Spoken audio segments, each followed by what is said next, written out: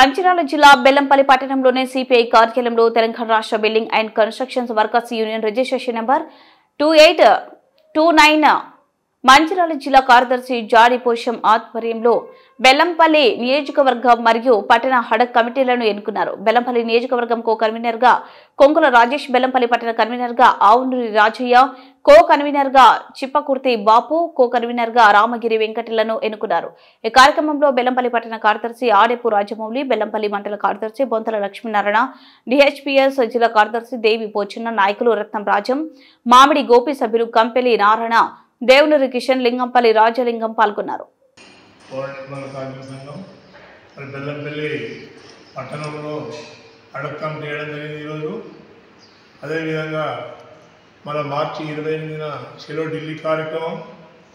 మనకు కార్మికులకు మరి 6 లక్షల నుంచి 10 లక్షలకు పెంచాలనే ఒకటి స్కీమ్. అదేవిధంగా ఇంకోటి అకస్మాత్ మరణానికి 1,30,000 ఉన్నది, ఇలా 5 లక్షలు చేయాలి.